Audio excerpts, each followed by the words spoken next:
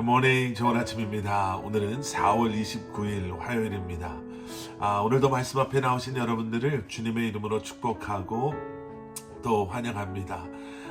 오늘도 말씀을 통해 알아가시는 하나님의 은혜와 평강이 여러분들의 삶 가운데 충만하기를 기도하겠습니다. 오늘도 말씀을 통해 주님을 더 깊이 힘써 알아가시는 저와 여러분들이 될 수 있기를 소원합니다. 자, 오늘 우리에게 주시는 하나님의 말씀은 민수기 16장 12절부터 35절까지의 말씀입니다.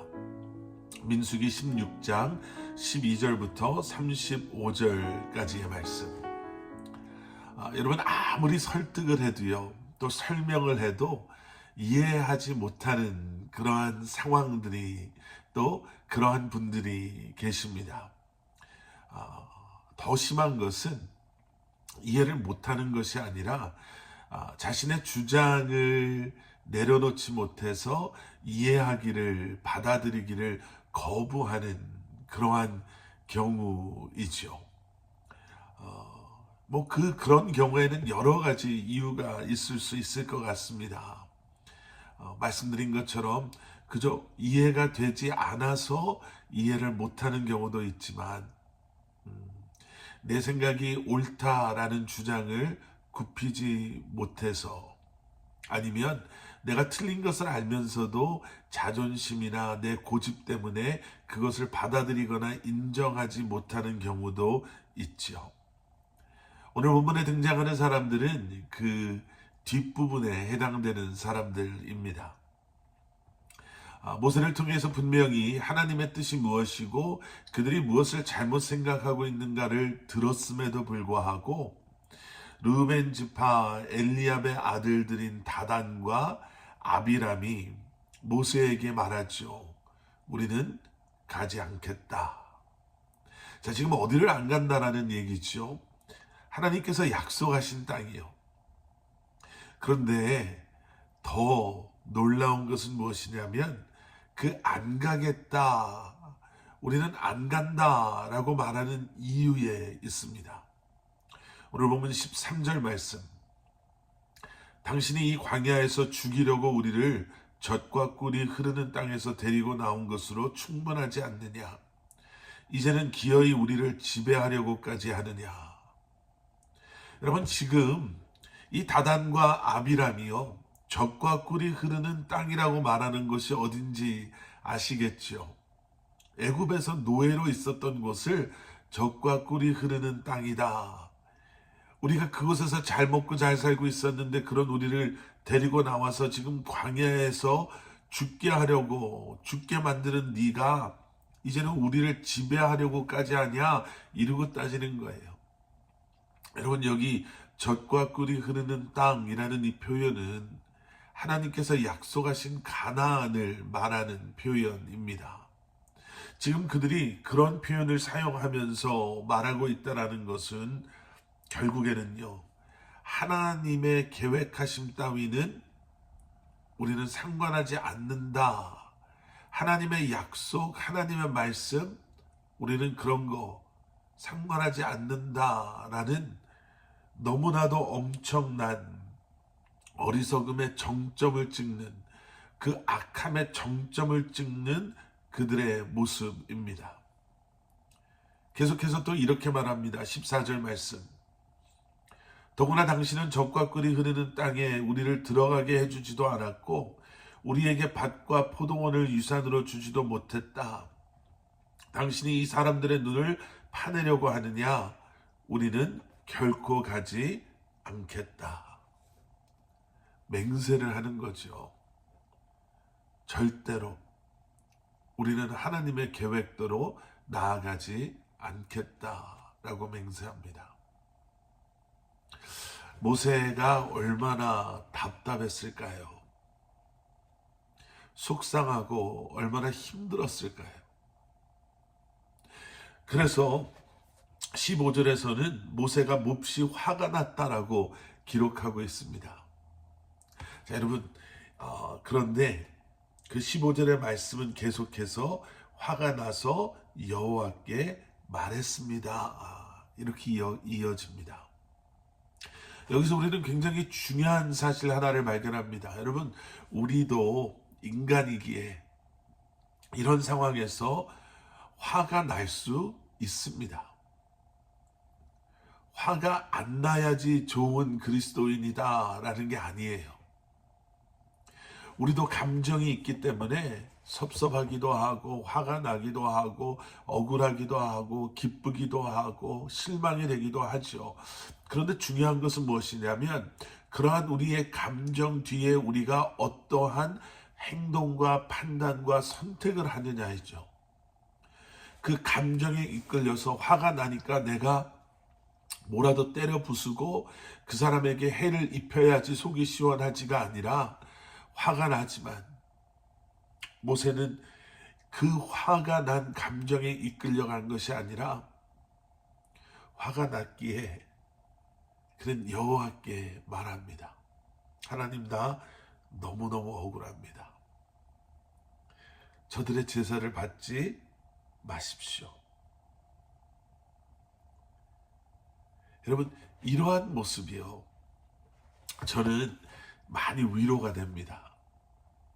화가 났지만 그 화가 난 감정에 끌려가는 것이 아니라 그 감정을 어쩌면 내려놓고 주님께 나아갈 수 있는 것.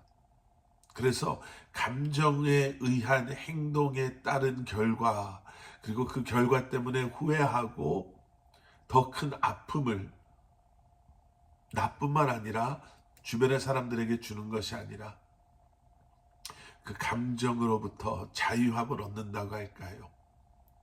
그렇게 힘들기 때문에 주님의 이름을 더 간절하게 부름으로 하나님께서 그 안에 개입하셔서 나를 위로해 주시고 나에게 주님의 마음을 품게 하시고 그 상황 속에서 하나님의 영광을 드러날 수 있는 판단과 행동을 할 수 있게 되는 것. 여러분, 그것이 저와 여러분들의 기도의 제목이 될 수 있기를, 또 그러한 삶을 우리가 살아갈 수 있기를 축원합니다.